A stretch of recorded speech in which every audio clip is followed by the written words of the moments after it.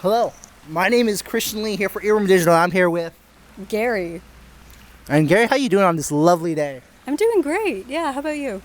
Doing good too. I'm vibing. It's a good time. We're in a beautiful place next to a fountain. I think that's in the background, right? Yeah. Yeah. I am not entirely sure where we are actually. I'm pretty sure like the hallways where we are change every day, so but we're somewhere. Yeah, this gives off Harry Potter vibes. I agree. Yeah, for sure. And so we are here because you are a musician. Yeah, I am one. Did you like that segue? Was it good? It was seamless. Well, thank Way better you. than I could have done, honestly. But you were here because you make music and you reached out to us, and I am, I do love when people do that. So I was like, let's do this, and here we are right now. But you did drop an album earlier this year. Is it mine? If my name was blank, is it mine? But I'm wondering, what is the concept behind the name of that album? Very interesting.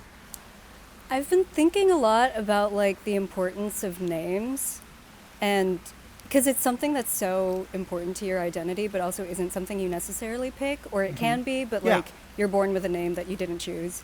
And I remember I used to want my name to be Cobalt, and I was talking to someone about this, and he was like, oh yeah, if your name was Cobalt, my relationship with you would be completely different. Oh, yeah, I'm like, 100%. Whoa. Yeah, and I'm like, that's so interesting. So I was like, if my name was blank, would I still be me? Like, would it still be mine? And yeah. So, and this album is very like identity focused, like very inward looking. So I thought it was a good title. I do love that because my favorite song off the album is Cobalt, so that's funny. Thank you. I wrote that song in high school.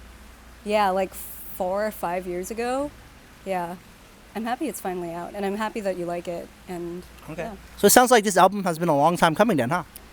Some of the songs I've had for a long time. Some of them I wrote like a few months before it was released, but it was like a long journey to get there. I was thinking of doing like an EP, and then it like sprouted into a really big album. And then and then a lot of the songs got cut, and then they got replaced, and yeah. But it's been a long time. And so, you talk about how this album is all about, just like name and identity. And your artist name is not your real name. No. It's Gary. And I'm wondering what made you decide to pick that name? So I was thinking about Cobalt, and I was like, but like it comes from absolutely nothing. I just thought it sounded cool, which is like fine. Wait, Cobalt or Gary? Cobalt. Oh, yeah. But I was thinking more about like also the importance of names when like your family names you. So it's like coming from people before you, and there's like this whole tie to lineage. And I was named after my grandma, so I didn't want to take out my family from my artist name. And so my dad's best friend / cousin is named Gary, and they're close, they're tight, but he's in Australia, so they don't see each other often. But I just thought that their relationship is like so wholesome and so loving, and I wanted to like have that with me in this new artist that I'm creating. So I was like, okay, Gary. I didn't tell him that I was gonna call myself that though, and I don't think he knows, but that's fine. It's fine. It is fine. It is fine. Yeah. And I'm wondering too because, obviously you dropped this album, but, based off some background research I've done, you're majoring in composition at, well, actually you've mentioned in other interviews at USC. I was trying to not dox you, but I'm like, actually it's fine. And also, but before that too, you were like, well, you still are like a violinist. Right. And so what made you decide to be like maybe like less in the background and just more like in the forefront with like making your own album, singing and all that? I mean, I've been doing songwriter stuff since like middle school, high school, and I really liked it, and I kind of like stuck with writing song lyrics and stuff like that. And I just got better at it because I've been doing it so much, and then after a certain point I'm like, maybe I should like put this out and have it be a part of my regular practice. So I went for it. That was cool. And I have to ask too, I think it's really cool because, while you're still, I would, when I was in college too, I'm not going to dox my own age because I don't want to say that. But when you're in college too, like it's nice because, you're surrounded by so much people. There's a lot of collaboration. I noticed for some of your songs too, you worked with this group called like Collective, right? Yeah, Eminem Collective. They're amazing. Yeah. I stumbled on them by accident because when I was making like this whole album thing, I have these friends that I worked with on like a composition project that are dancers. And so I asked him, hey, do you want to like choreograph something for my album and maybe we can make a video or something? I was thinking really janky though, like iPhone. It is really nice, yeah. In a dance room. And then they were like, oh, do you know this collective at school, M&M Collective? They're like film people, dancers, choreographers, and they make music videos. And I'm like, no way. So I pitched to them and I said, I want 3 videos, thinking they'd say maybe yes to one, but they said yes to all 3. So that was amazing. And they just made something way bigger than I could have imagined. Okay, cool. And so obviously you have a wide, like even with your sound, you experimented with like multiple different sounds. And then I think from your background, it seems like it was more like, I guess I would say like classical. But then, I don't want to dive into too much because we can talk about this later. But, obviously you've been in some other projects with like different sounds as well. But like what inspired you to, make music yourself? Like who inspired you? Like which artist? Ooh, okay. So I feel like I've always been making music. Like even when I was just a violinist, I'd always like improvise and stuff. So in terms of people who like encouraged me, I'd say like my first violin teacher was so open to letting me, have time during my practicing session to just go and have fun and explore. My first orchestra director, he's amazing. A lot of classical people are very like strict, like play your Beethoven, play your Bach and whatever. But he was like, no, play pop music, play all sorts of genres, like explore. And so I was in a very unique classical environment that allowed me to like open up doors into other genres and other practices. And then in terms of like artists I really like, Fiona Apple, when she came out with Fetch the Bolt Cutters, I'm like, okay, so I need to make an album. Because I was like kind of thinking about it. Also, when Hayley Williams came out with Petals for Armor, yeah, when Simmer came out, I was like, okay, I need to make an album. Yeah. That's cool. And I wouldn't say it's like Tom and Jerry, but it's more like, introvert, extrovert relationship. Right, yeah. Like yin and yang and everything, but I think it goes well perfectly. It's fine. Yeah. And I'm wondering if we could take this, from next step from interviewer, interviewee to like becoming friends. Do you think that's possible? Oh, for sure. Definitely. I mean, I need friends. It never hurts to have more friends. All right, that's cool. And a thing I love to do for my friends is give them gifts. So I have one gift for you. Oh, that's you mind? So funny because I do too. Oh, okay. We'll exchange at the same time then. Yeah. You mind holding the mic for a little bit? For sure. Since you are majoring in composition, and I'm a big fan of this artist, and I'm a big fan of this, I thought you would appreciate it too. I have this gift. The Call Me By Your Name soundtrack by No Sufjan way. Stevens. Yeah. No way. Mhm. Oh my gosh. Oh, I'm so excited to listen. So I haven't seen the movie, but I love Sufjan Stevens, so I'm so excited. Wow. Thank you so much. You're welcome. Yeah. Oh my gosh.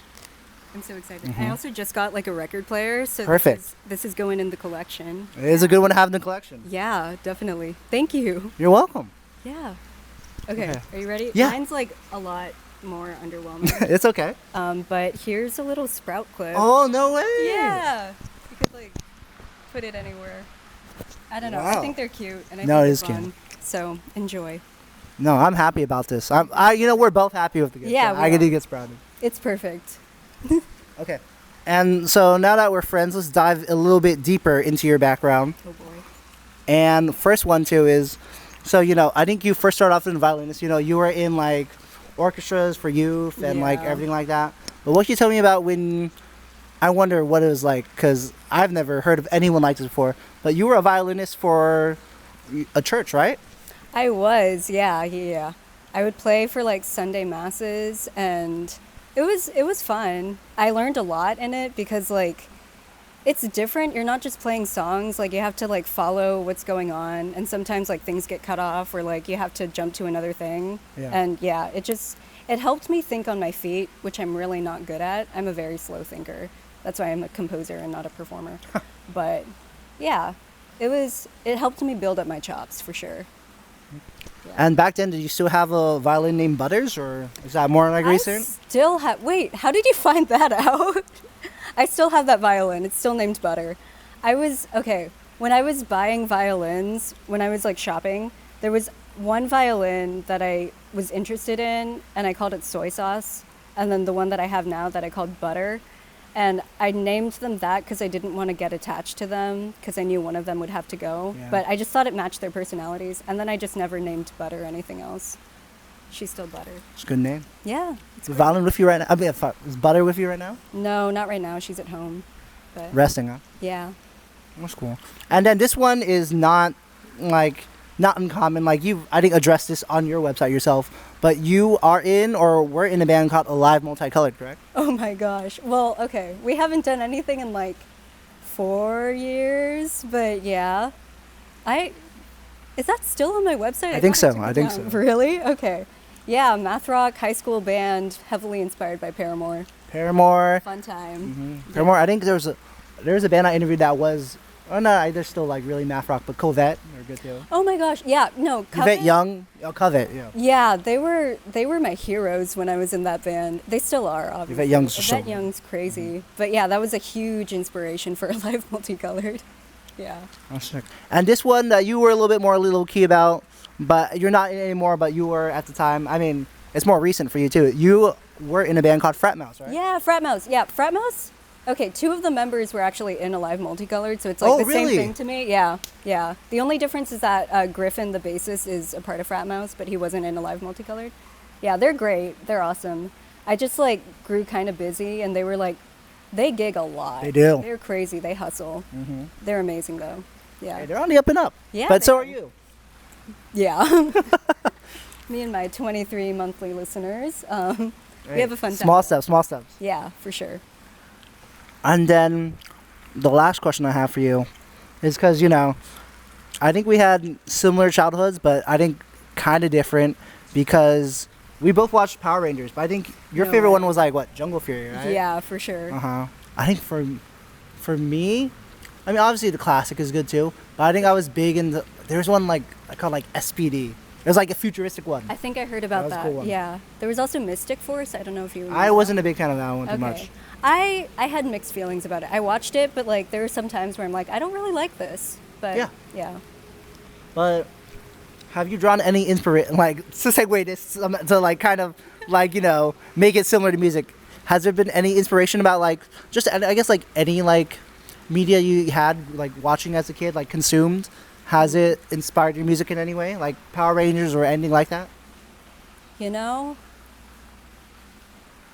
I will say, the whole journey of Power Rangers and those superhero kids movies where it's becoming a hero or failing and then getting back up or all that, just the narrative thing of kids stories. I feel like I really internalized that. Not that I think I'm a main character. I think I'm more like the side character that people like, but then when they get their own spin-off show, everyone doesn't like them. But anyways, Joey from Friends type vibe. yeah. But I think those stories somehow appear in the stories that I tell. That was so vague, but it's okay. It's okay. I like the answer. Yeah. But thank you for taking time to do the interview. It's been a lot of fun. Thank you. Yeah, it's been great. Just two friends bantering up, Yeah, for sure. But before we turn off the camera, though, is there anything else you'd like to say? Anything else you'd like to plug? Social media? Maybe you have some shows coming up? Who knows? What do you have to say? This October I'm going to be putting together a big show of the album. It's going to be fun. There's going to be dancers, projections, all those stuff. So if you guys are ever in the area, October-ish, that's when that's going to be happening. But thank you for listening, and thank you for being a part of this very beginning of this project that I'm doing. I really appreciate it. And on social media, we can find you on Instagram at I_make_sounds. I do. All right, that's a wrap. Yay! Thank you.